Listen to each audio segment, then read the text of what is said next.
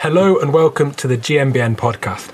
This week we have our very own Martyn Ashton, a bona fide legend of trials mountain biking. I don't know how that one sits with you. I guess you'd probably shrug it off in your modest style. Oh, yeah, nice. Sits well. Oh, I feel like a legend of mountain biking. Well, a bona fide extreme legend. We're just going to turn it up. What, until I'm uncomfortable? Yeah. Okay. You know my tactics so well. So we're going to talk about trials riding and its sort of place in the wider context of it, mountain biking or off-road riding, perhaps. I don't know what would be the best way to say it. Yeah. And there's nothing too extreme.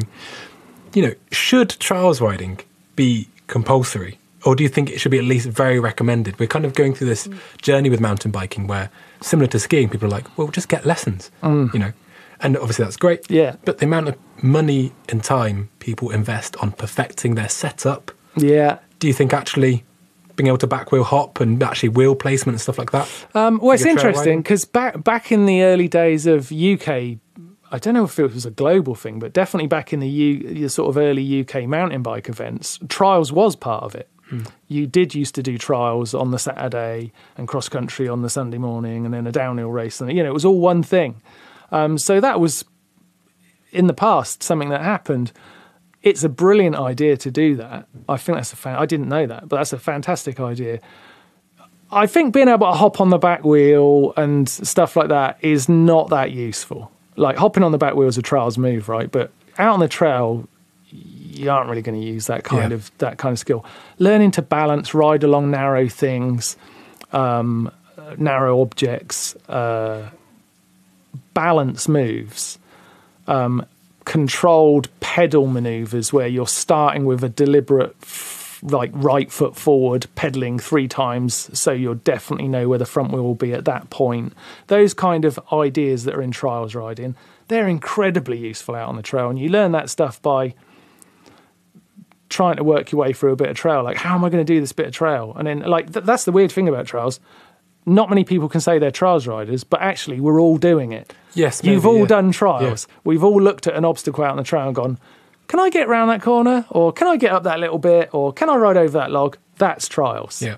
It's, can I fill in gap? That's trials riding. And that's a brilliant skill to learn in mountain biking. So any youngster that's out there and they're messing around out the front of their house trying to ride up a curb or get up a curb and turn very tightly and get back down it, that's trials riding, and it will help you when you're out on the trail 100%. But you can go too far into the dark art and you've got to be careful. Yes. It'll grab you. But, that what you were saying there about balance, when we were on the Dirt Shed show, I think maybe 85, 90% of fails we see is people going out the front door. Yes. It's 2 slow-off drops, a pedal kick, something like that would help no end. And actually be able to move your wheels independently of one another. Yeah. Because it does seem that there's something about mountain bikers. We love going out the front door. Oh, yeah. Well, I mean, it's... You'll never see that in trials. You'll never see a trials competition. Someone just go, oh my God, they've just gone out the front, like, you know what I mean, like in the same way. I don't know, I mean... What would be a common trials crash? That's a good question, actually. What would be a common trials?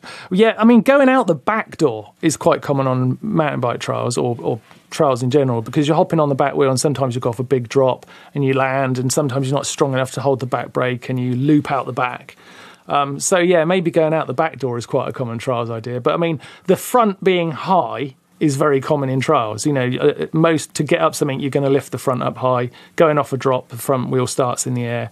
So you tend to notice that a trials rider will start to keep the front wheel very high. If you see them go off a jump, they'll jump front high. That starts looking very stiff.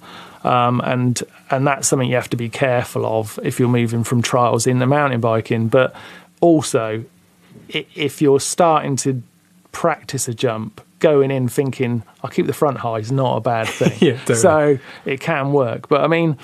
Yeah, there's so much about trials that is only really ever beneficial to mountain biking, unless you've sort of come from trials into mountain biking, and then there's habits that are hard to get rid of. But if you're a mountain bike rider, doing a little bit of trials is going to improve your riding by. Could I put a percentage on it? I think you can. I think if you spent an hour a week, and that doesn't have to be 1 hour in total, in bits, if you spent an hour a week messing around doing a bit of trials, your mountain biking out on the trail, real riding, would improve by 30%. Cool. At least.